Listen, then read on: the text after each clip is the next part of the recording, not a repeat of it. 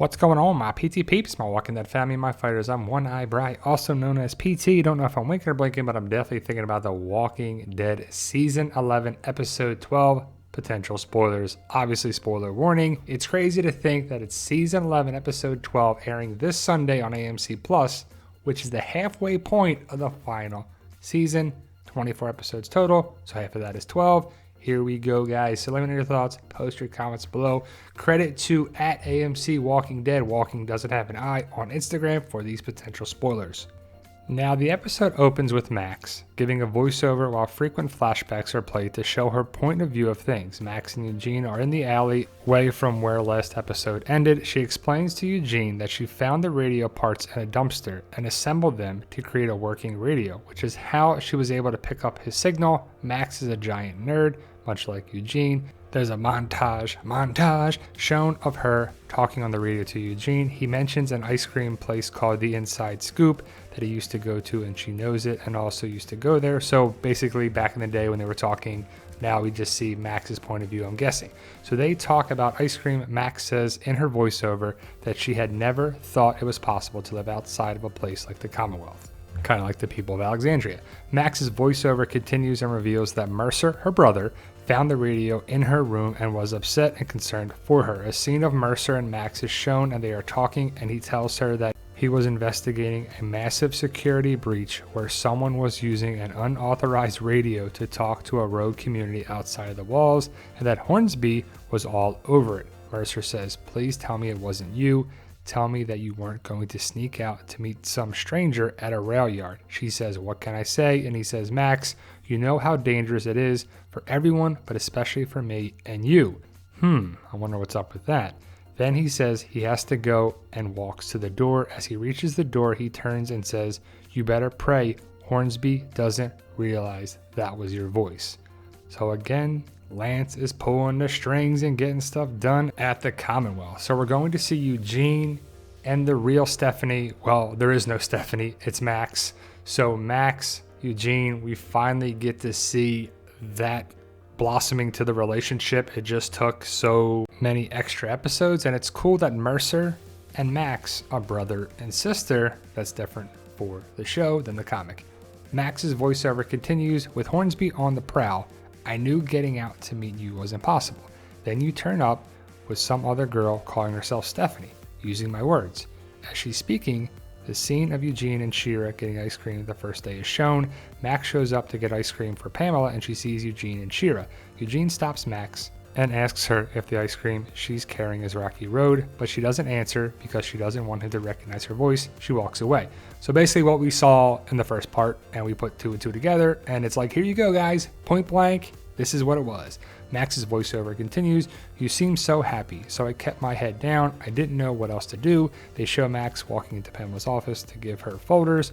She asks Pamela if she can get her anything. "Ice cream? Tea?" Pamela finishes Max's question. "A day without my son, acting like a little a-hole," as she hands a folder back to Max. Max says she will get Pamela that ice cream. Pamela stops her and tells Max to have the bank cut off Sebastian's line of credit because maybe that will whip him into shape.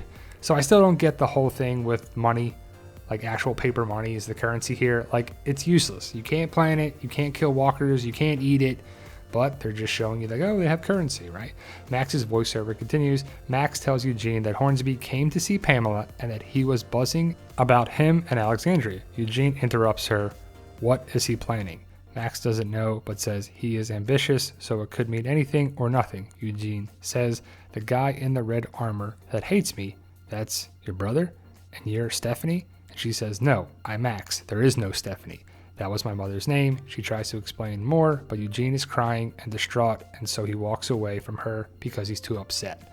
So it just seems like we're finally going to get the answer for Stephanie, and it just took, 12 episodes to get it, and it's all right. They stretched it out. That's what The Walking Dead does, but we're getting there, guys. Again, this is the halfway point of the final season, so hopefully episodes 13 through 24 really pick up the pace and make it awesome. Now, a squad of Commonwealth soldiers are escorting an SUV that carries Pamela and Lance.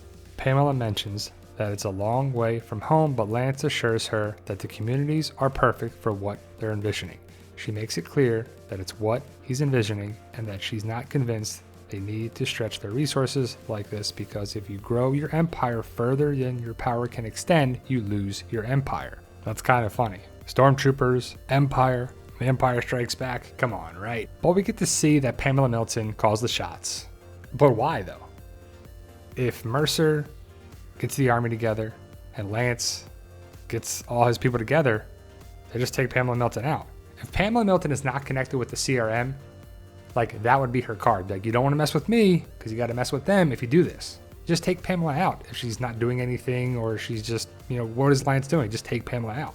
As Daryl and Aaron are giving Pamela the tour of Alexandria, they take her into a house. There's a framed photo of Deanna and Reg. Who's Deanna? It's revealed that she knew Deanna and Reg and is not surprised at all that Deanna was able to build all this.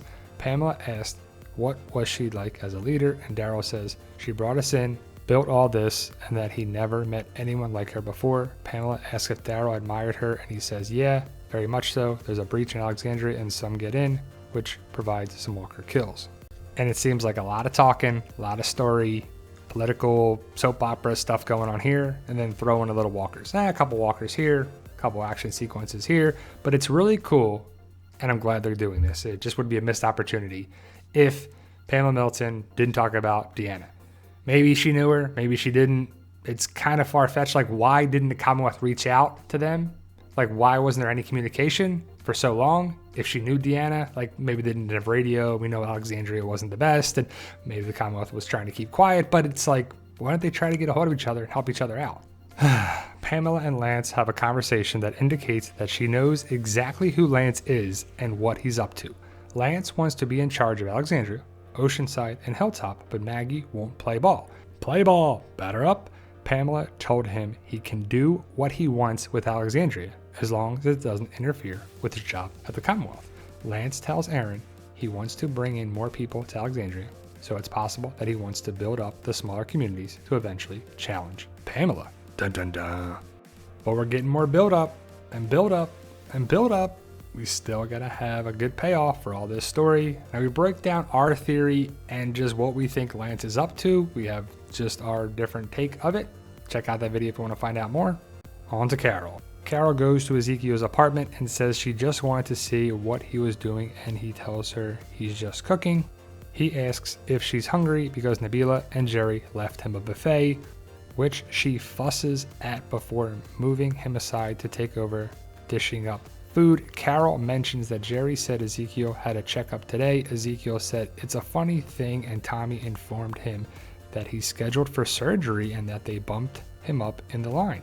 Carol is happy and says that it's great, but she sounds suspicious, which Ezekiel catches on to. He questions what she did, and she tries to deny it at first before admitting Hornsby owed her a favor.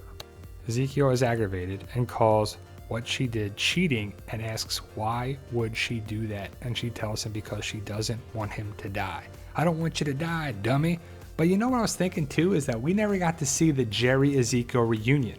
Like we saw it in the episode, but we never got to see them like, oh, Jerry reunited with Ezekiel. It's supposed to be this nice, awesome, epic moment because they didn't see each other for a long time when Ezekiel went away. I was like, come on, man. But Carol getting stuff done is what she does, taking care of Ezekiel. She's definitely one of the best characters on The Walking Dead. Carol brings up how Pamela Milton wouldn't think twice about doing the same thing for her crappy son. Ezekiel says to Carol, have you been inside that hospital, Carol? Because if you had been, you'd see all those people suffering, same as me, waiting for treatment, same as me. Carol says, you're supposed to die because the system is broken. Lesser men have been given more and done nothing with it. You are not a lesser man.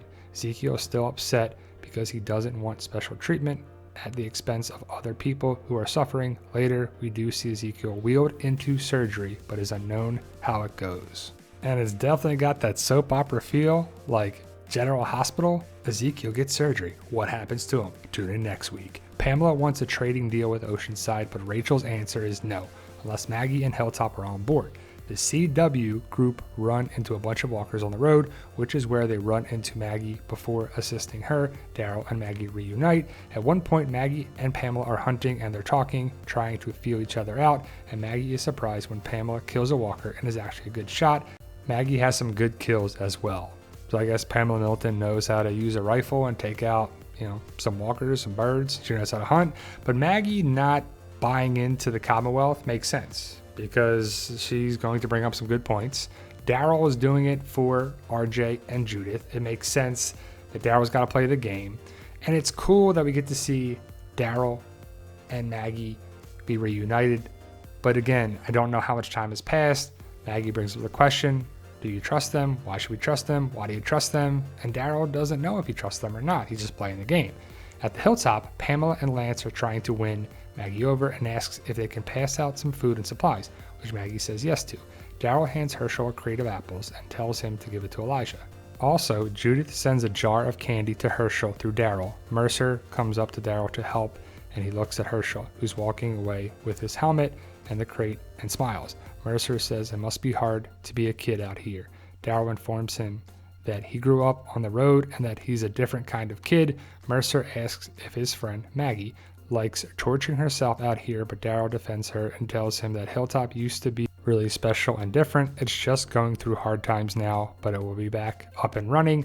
Mercer says, I guess not all places are as lucky as Alexandria, which Daryl responds, I guess not all places are as lucky as the Commonwealth. Mercer chuckles and questions if Daryl's coming around, and Daryl says he wouldn't go that far, but they've done good stuff for them, so I'll give them that. Mercer says that the Commonwealth ain't perfect though, and for Daryl not to get too comfortable. He tells him the only reason he's out of his armor is because someone thought it would be better for appearances. So Daryl has his armor at this point, he's just not wearing it for appearances. You got your role to play, I got mine, before walking away. So it's good that we know about Daryl's armor and the timeline a little bit, but it's just that the Commonwealth and Pamela Milton and Lance, they know how to make appearances and to paint a picture to be like, hey, look at this, right? You can trust us, right? So it looks like it's coming up to Maggie to make the decision, and she's probably not going to buy into the Commonwealth. We know there's a problem there. Daryl being helped by Mercer is always good to see because Mercer, I think, is going to be on our side, the resistance side, and I'm definitely interested to see the role that they're giving Mercer on the show, which is good so far. Pamela attempts to persuade Maggie to get on board, but she's not buying what they're selling. Maggie is concerned that the cost of what they're offering will be too high. She doesn't seem to trust Pamela, Lance, or their people. There are more walker kills. When some breach Maggie's perimeter, again another breach, after they finish dealing with it, Diane and some others decide to go to the Commonwealth. They're tired of the constant walker threat, food insecurity, etc. They want a break and to spend some time in the Commonwealth where there's guaranteed food and safety. So I'll have to see what's up with Maggie. Is she ever going to come around, or is it always going to be a constant problem where she's not giving in to the Commonwealth? More power to Maggie.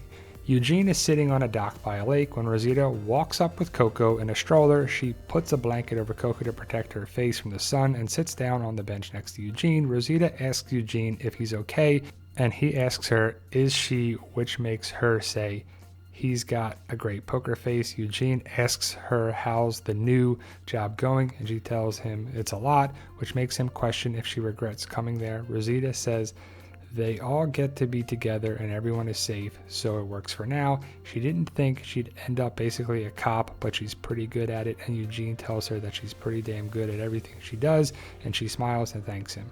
Rosita admits to missing home, going outside the walls, and the freedom they used to have, but it'll come. She says when Alexandria is fixed back up, they'll have choices, and that's good. Eugene states that she's excited about the future, and she admits that she is, but wants to find out what's wrong with him because she can tell something is off. Eugene mentions that he was thinking about when they first met and how he was lying to her about who he was, about Washington, D.C., which saddens Rosita, who says that was a long time ago and they found their home. Eugene is near tears and Rosita wants him to spit it out. Whatever he's holding in, he confesses that Stephanie isn't missing and that she just broke up with him. Rosita says she's so sorry and hugs him as Eugene tells her that Stephanie wasn't who he thought she was. Rosita says screw her and that he can do so much better. She assures him that he'll find his person, that she's out there, and she promises. It would be cool if they talked about Abraham a little bit, like back in the day when they first met or something like that, but it's cool that they're getting along. Towards the end, Eugene goes to Max's apartment to apologize for being a douche. They have a long, nerdy conversation. Max asks to see Eugene's novel, and he tells her he burned it, but he describes it to her. They walk and talk about it and bond. So we'll see Eugene and Max finally get to know each other, fall in love.